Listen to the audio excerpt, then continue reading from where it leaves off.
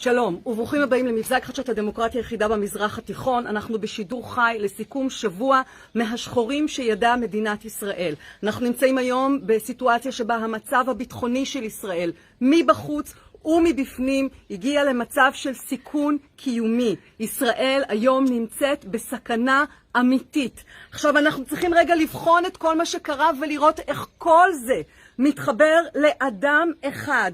אדם אחד בלבד.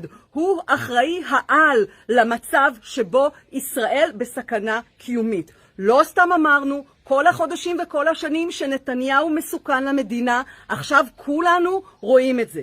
אנחנו נמצאים במצב שבו רקטות ניחתות על חצי מהמדינה. אנחנו נמצאים במצב שבו אנרכיה משתוללת ברחובות, אלימות, ונדליזם, לינצ'ים, פוגרומים, פרעות, הצתות. אנחנו רואים את זה גם בקרב יהודים, גם בקרב ערבים. אנחנו רואים שאין ביטחון לאנשים, אין ביטחון לאזרחים, לא ברחובות אבל גם לא בבתים. אנחנו רואים את היחסים בין היהודים לערבים בשפל חסר תקדים שלא היה כמותו. כשהוא נשען השפל הזה על הליבוי שעשה נתניהו של השנאה. נתניהו 12 שנה בשלטון והוא משסה אותנו זה בזה, והוא הביא לליבוי השנאה וגם עשה דלגיטימציה למפלגות הערביות לאורך השנים, ולמעט עכשיו כשהוא פתאום היה צריך אותם. נתניהו הוא הפירומן הראשי של כל מה שקורה כאן, אבל בעיקר של מדורת השנאה בחברה הישראלית. אנחנו רואים משטרה מוחלשת. אנחנו רואים אותה מוחלשת בשנים האחרונות, בפרט מאז שנתניהו הפך בעצמו לחשוד ואחר כך לנאשם. אנחנו רואים את ההסתה של נתניהו במשטרה, אנחנו רואים את נתניהו מסית את כולם בעצם לעבור על החוק ולעשות פרעות בחוק. הוא זה שלא מציית, הוא זה שמבחינתו שלטון החוק זה איזשהו משהו אמורפי,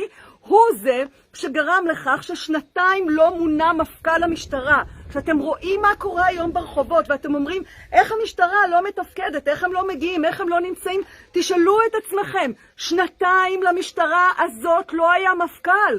ואז כשהם כבר מינו מפכ"ל, איזה מפכ"ל הם לקחו? הם לא מצאו את המפכ"ל הכי קומבינטור שהם יכלו, נבלמו להם כל מיני ניסיונות, אז מה הם עשו? הם לקחו מפכ"ל שלא דמיין שהוא יהיה בכלל מפכ"ל, הקפיצו אותו, הוא אפילו לא היה מפקד מחוז, ואז הם קיבלו מפכ"ל שהוא לפחות בנקודת הפתיחה אסיר תודה למי שמינה אותו ולמי ששם בידיו את התפקיד הכל כך נחשק. עכשיו אנחנו נמצאים שבועות בודדים אחרי אסון מירון.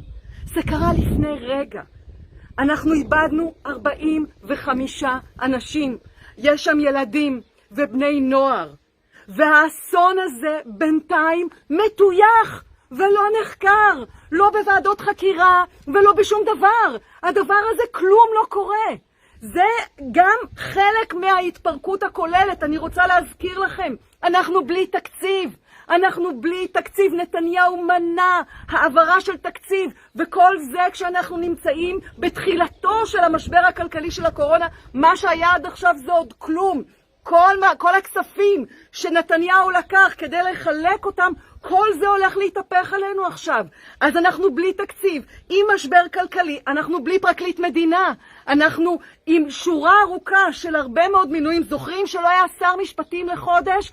אנחנו נמצאים במצב של כישלון טוטלי של ראש ממשלה.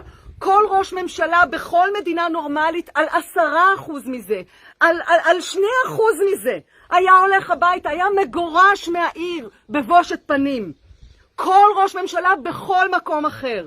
מדינת ישראל נמצאת בהתפרקות והתפוררות וסכנה קיומית. אנחנו חייבים קודם להבין את זה. והדבר השני שאנחנו צריכים להבין זה שיש בן אדם אחד שאחראי לזה. והוא אחראי לזה לא רק במחדל ולא רק בגלל חוסר כישרון או חוסר יכולת. הוא אחראי לזה במעשה, בכוונת מכוון. יש כאן תוכנית סדורה.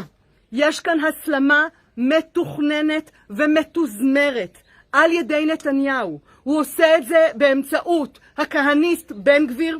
הוא עושה את זה באמצעות הסתה שיש ברשתות החברתיות ובוואטסאפים, תוך שימוש והפעלה של משטרת אוחנה, נתניהו, וגם תוך שיטוי של אותה משטרה, כל זה כדי לייצר עימות בין יהודים לבין ערבים, כל זה כדי להדליק את החמאס, כל זה קורה בעיתוי מדויק של העברת המנדט ללפיד, כדי לטרפד את ממשלת השינוי, כדי לקפל את בנט, כדי לסכל את האפשרות שתקום פה ממשלה אחרת, ונתניהו ייאלץ לצאת מבלפור.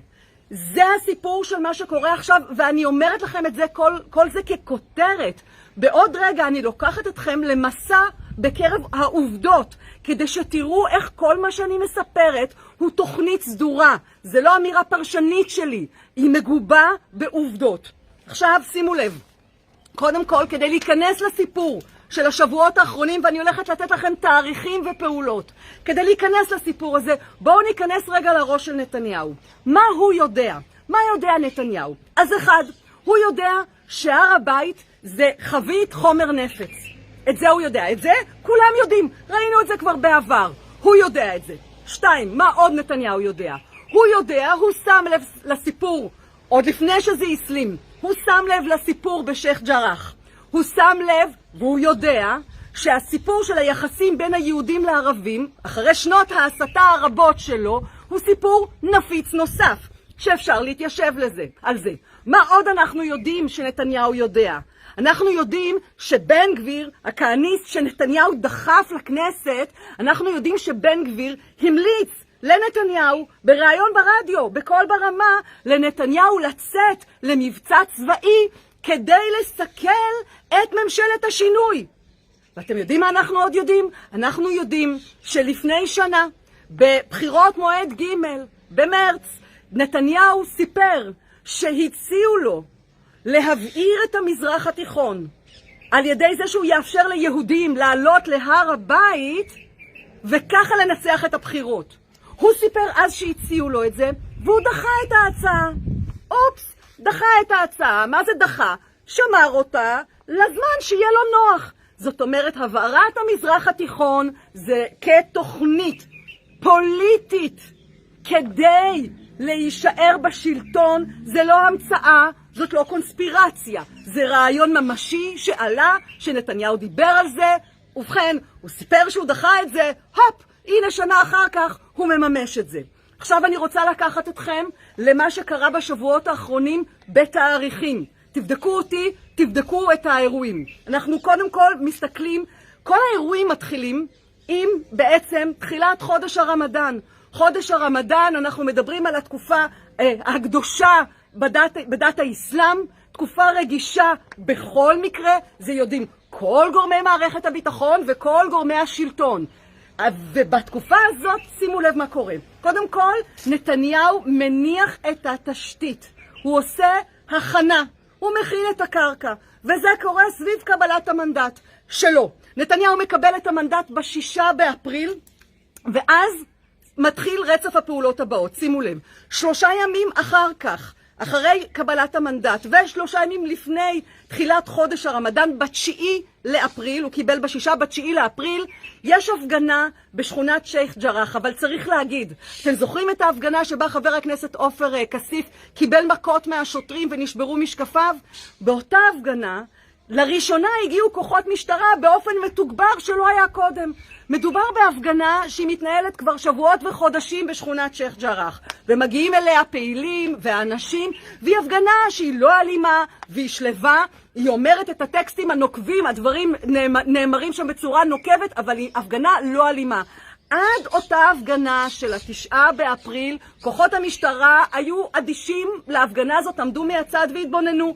באותה הפגנה החליטו להיכנס באנשים, ואז תקפו גם את חבר הכנסת עופר כסיף. תזכרו את הנקודה הזאת, איפה דברים מתחילים. עכשיו אני לוקחת אתכם 4 ימים אחר כך, 13 באפריל.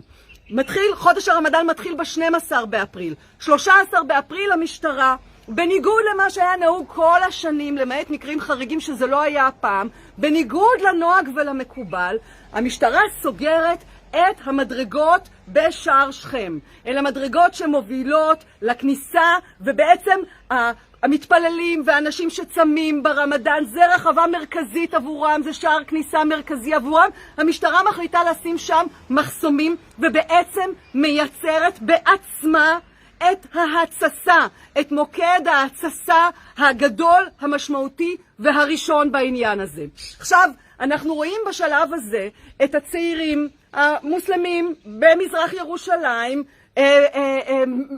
זועמים ומאבדים את הפחד מול המשטרה ומתחילים בהתפרעויות, אוקיי? אבל תשימו לב, זאת תגובה למשהו שהמשטרה עשתה ויכלה בעצמה לא להיכנס לבור הזה, אוקיי? הלאה.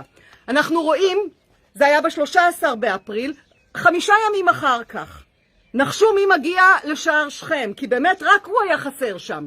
בן גביר, יחד עם סמוטריץ', מגיעים לשער שכם. ואז בימים שאחר כך, אנחנו מדברים על אפריל, פתאום מתחילות להסתובב חבורות וכנופיות של אנשים ברחובות ירושלים ובמזרח ירושלים, עם קריאות של מוות לערבים. כל זה עוד רק באפריל. אנחנו עכשיו במאי, כן? אבל שתבינו איזו עבודת הכנה נעשתה כאן. איזו עבודת הכשרת הקרקע נעשתה כאן.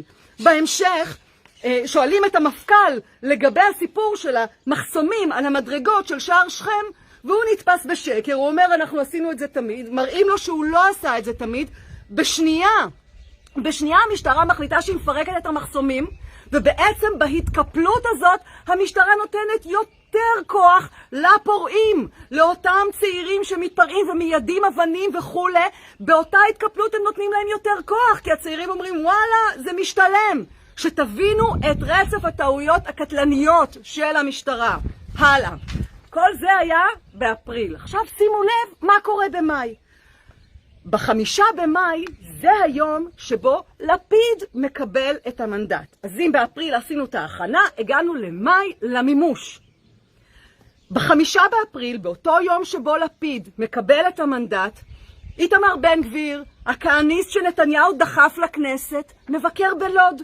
נכון, תהיתם איך פתאום צצה לוד? איך פתאום התחיל כל הבלגן בלוד? אז הנה, כל הסיפור עוד מתחיל ביום שבו לפיד מקבל את המנדט, איתמר בן גביר בלוד, בביקור, יחד עם ראש עיריית לוד, שהוא לגמרי במקרה תומך של נתניהו, שלגמרי במקרה ניהל את קמפיין הליכוד בבחירות מועד ג'. מדהים, ושם אומר בן גביר לאנשי לוד, אנחנו השליחים שלכם. שם מתחיל הליבוי, שם מתחיל סיפור לוד ביום שלפיד מקבל את המנדט ב5 במאי. שימו לב מה קורה ב6 במאי. בן גביר פותח את הלשכה שלו, לשכה המאולתרת שלו בשכונת שייח ג'רח, אוקיי? הפרובוקטור המקצועי הזה מייצר מדורת התססה חדשה, כאילו שלא היה מוצס קודם.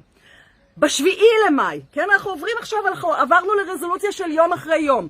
ב7 למאי, משטרת אוחנה ונתניהו יורה רימוני הלם בתוך מסגד אל-אקצא, בתוך המקום שקדוש למוסלמים, בדיוק שם. ואם זה לא מספיק, אז שיהיה גם איזה רימון הלם לתוך מרפאה.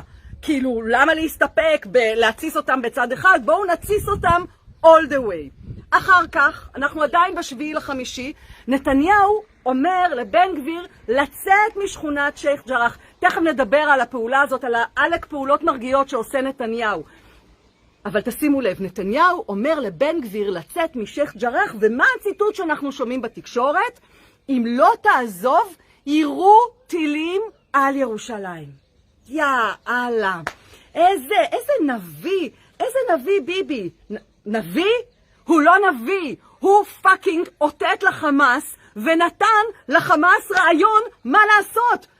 מפתיע שבאמת 5 ימים אחר, 3-4 ימים אחר כך נוחתים טילים על ירושלים.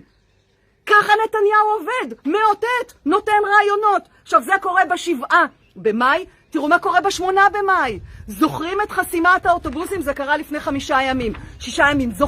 זוכרים את חסימת האוטובוסים? מתפללים שעולים להר הבית. אנחנו מדברים על חודש הרמדאן, זה הימים האחרונים של חודש הרמדאן, שהם הימים הקדושים ביותר בחודש הקדוש ביותר. אנחנו מדברים על אנשים שנמצאים בצום. אז, אוקיי, רוצים לעצבן אותם? בבקשה, תעצרו להם את האוטובוסים. אל תיתנו להם לעלות למקום הקדוש ביותר, מבחינתם, בחודש הקדוש ביותר, בימים הקדושים ביותר, תנו להם לצעוד ברגל, ברור. זה היגיון, ככה מרגיעים, ככה מכילים, כן? אז זה קורה ב8 במאי. עכשיו, חשבתם שפה זה נגמר? אנחנו מגיעים ל10 במאי. 10 במאי אגב, אנחנו היום ביום שישי. 10 במאי זה יום שני האחרון. אני יודעת שזה נראה כאילו עבר נצח.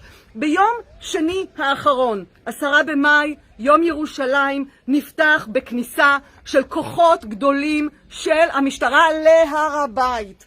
ואם לא הספיק לנו קודם רימוני הלם במסגד, אז יאללה, עוד סיבוב. למה לא? למה לעצור בפעם אחת? אז עוד רימוני הלם, וכוחות גדולים, ומאות פצועים. עכשיו צריך להגיד, גם שוטרים נפצעו. הצעירים הערבים, או לא רק הצעירים בכלל, היו גם ערבים שידעו אבנים וניסו לפגוע. אבל תשימו לב, לאחריות יש בן אדם אחד שאחראי לזה שזה בכלל קורה. והכל הוא מן מעגל של גירוי תגובה, גירוי תגובה, גירוי תגובה, גירוי תגובה, אין סופי. כשיש בן אדם אחד שהוא מלמעלה. עכשיו רגע, אנחנו רואים שעד אותו רגע, בעצם עד הצהריים, יש את סיפור מצעד הדגלים. ובעצם כל הזמן מספרים שמצעד הדגלים הולך לעבור ברובע המוסלמי. וכל הזמן אומרים, כן, לא, לא, כן. ואנחנו שומעים שהמשטרה אומרת לנתניהו, כן, שזה יעבור. אוחנה, שזה יעבור ברובע המוסלמי. ורק בגלל שהצבא והשב"כ מזהירים את נתניהו ואומרים לו שזה מסוכן, שזה נפיץ, נתניהו משנה את התוואי של מצעד הדגלים. אבל מתי הוא עושה את זה? ברגע האחרון. לצורך העניין, זה כאילו הוא לא שינה דבר. זה כאילו הוא לא שינה דבר, ואז אנחנו מקבלים בסוף, לפנות ערב, תמונות אחר הצהריים של אותו יום ירושלים, ואנחנו מקבלים תמונות של המונים רוקדים בכותל, אנחנו רואים תמונות של עצים ליד מסגד אל-אקצא שנדלקו בגלל שהערבים אגב זרקו זיקוקים על המשטרה וכו', אבל העצים שליד המגדל עולים באש, ובכל העולם מתפזרות תמונות ווידאוים של המוני בני נוער חוגגים בכותל לשיר שהוא שיר של נקמה, זה המילים שלו, שיר של נקמה, וברקע רואים את הבעירה שנראית כאילו המסגד או משהו בסביבת המסגד עולה באש. לדימוי הזה, לא משנה מי התחיל, מה התחיל, לדימוי הזה שמתחיל להסתובב, ועוד פעם, מישהו כאן הסתובב עם מצית ועם חבית בנזין, כן? מישהו כאן עשה כאן תוכנית שלמה כדי להגיע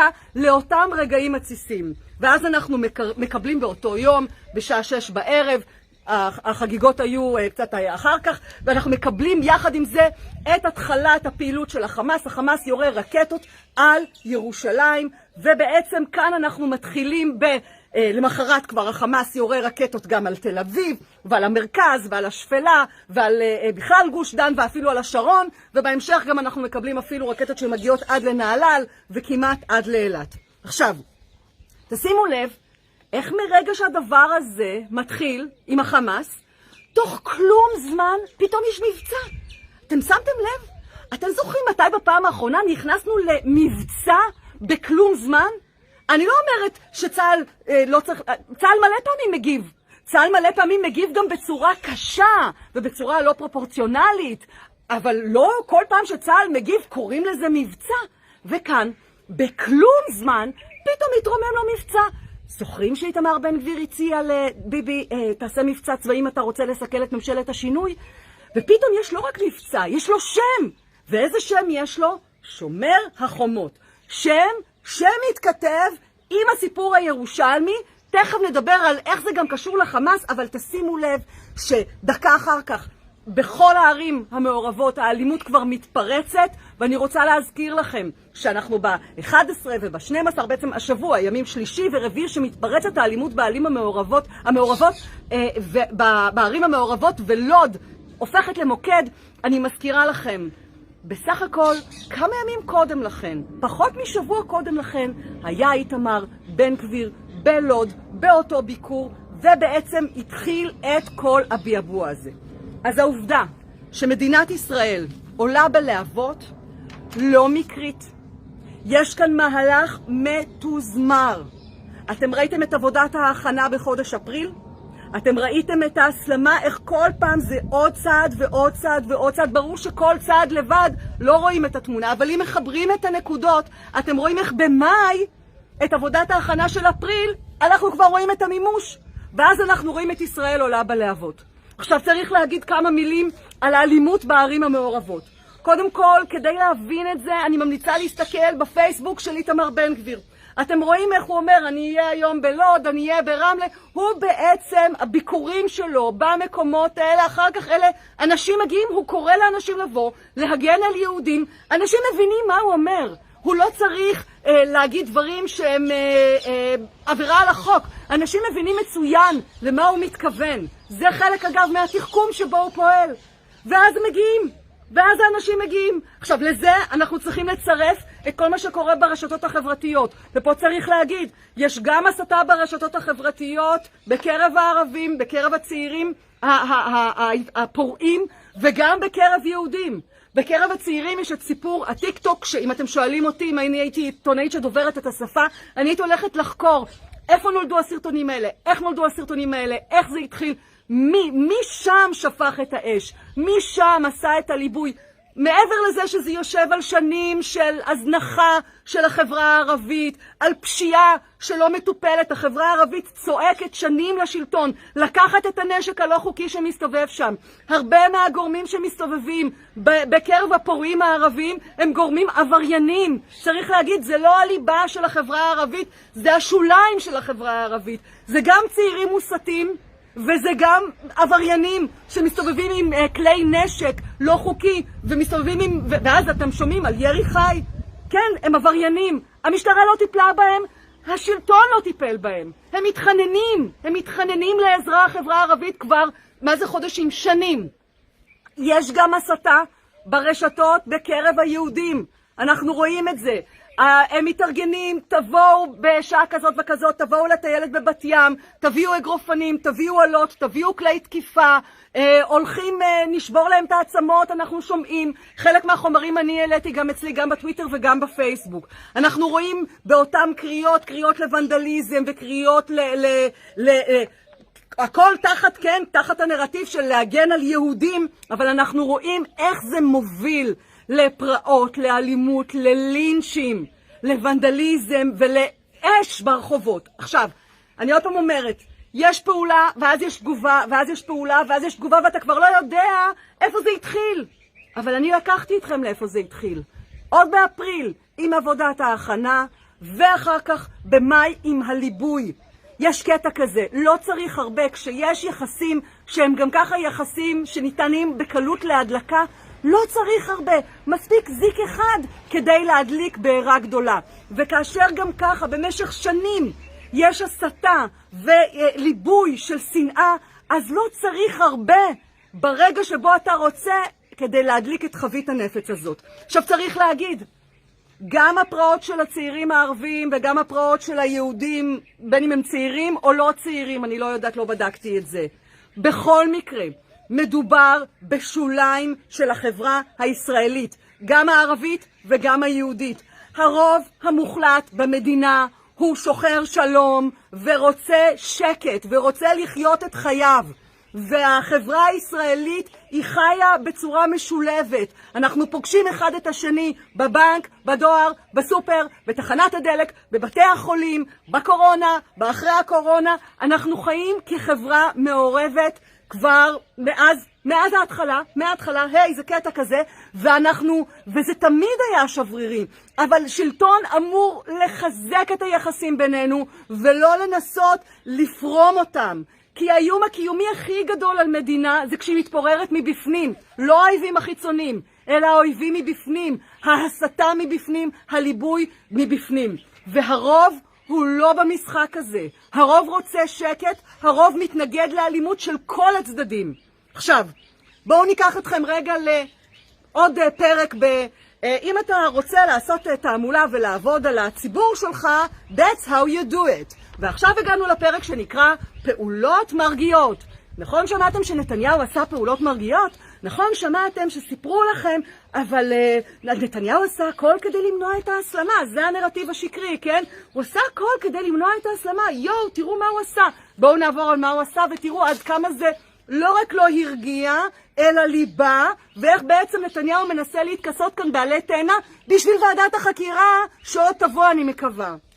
ראינו את ההתקפלות במחסומים עם שער שכם, מה שסיפרתי לכם קודם. כמובן שההתקפלות הזאת הייתה מאוחרת, אבל לזה קוראים פעולות מרגיעות. בעצם פתאום הסירו את המחסומים שיצרו את הליבוי מלכתחילה ביוזמה של משטרת אוחנה נתניהו.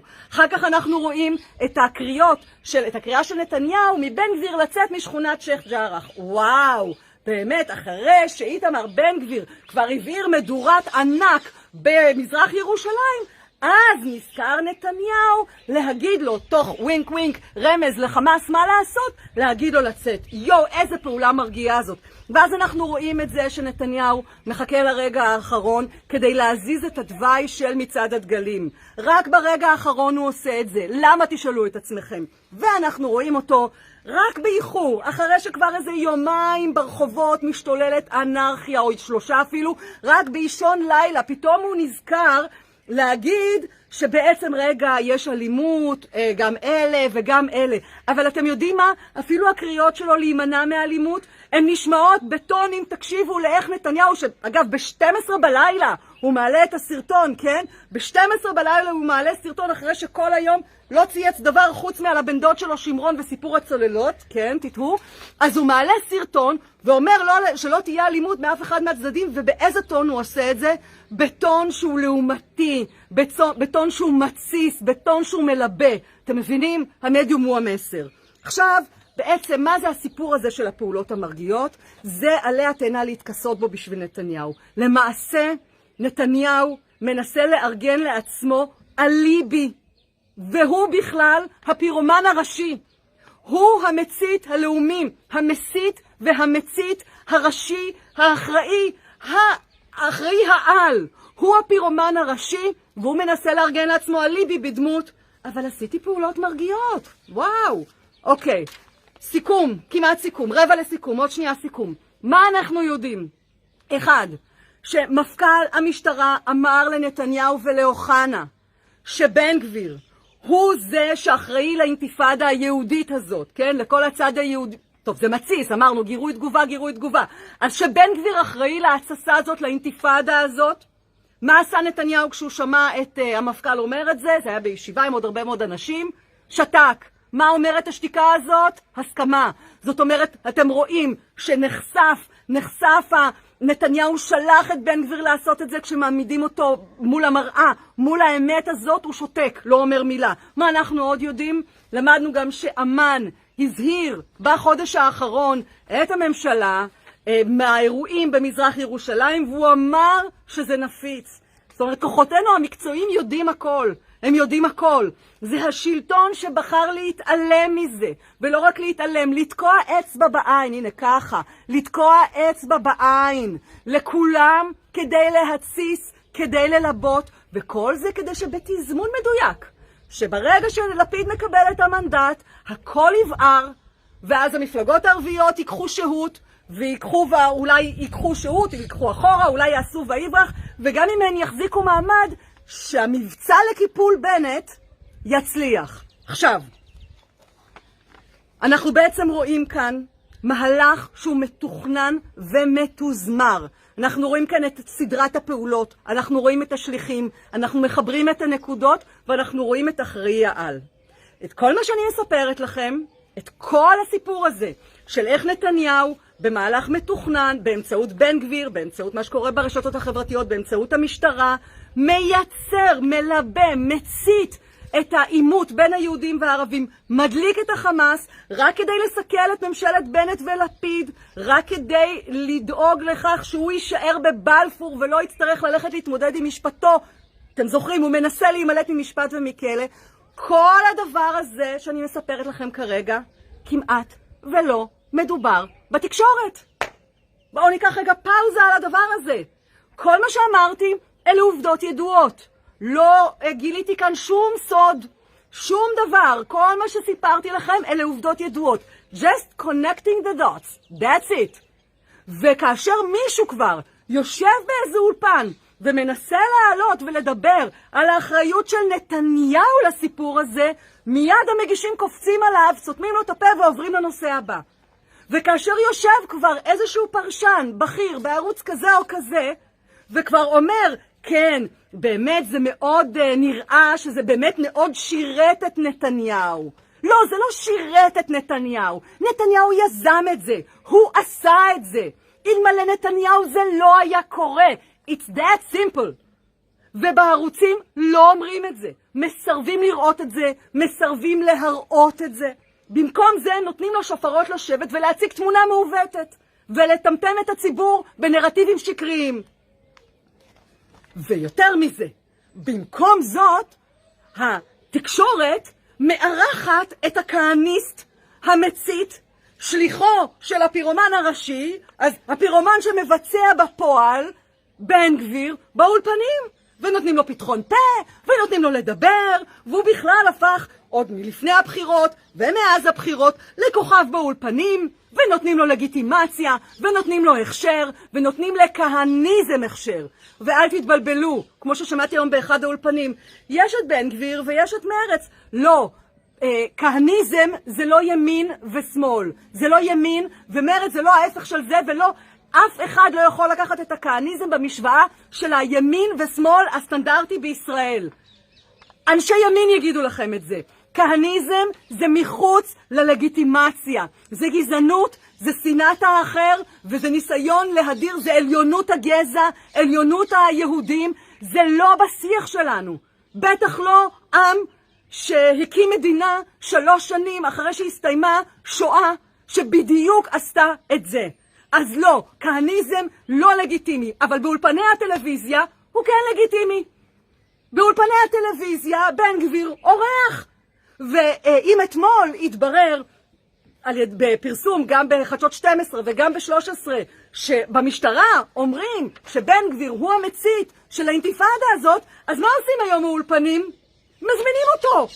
מזמינים אותו לאולפן כדי להגיב, כדי לענות. נכון, לא נכון, אולי זה לא נכון. מה אתה אומר, בן גביר? אתה באמת הדלקת?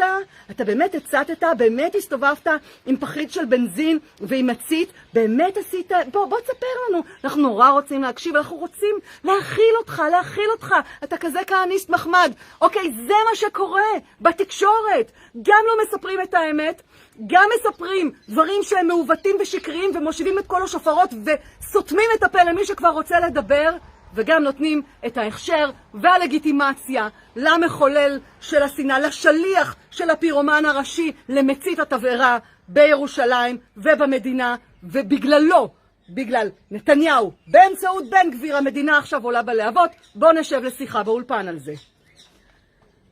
אחרי כל זה צריך להגיד, ועכשיו זה הסיכום, בחיי.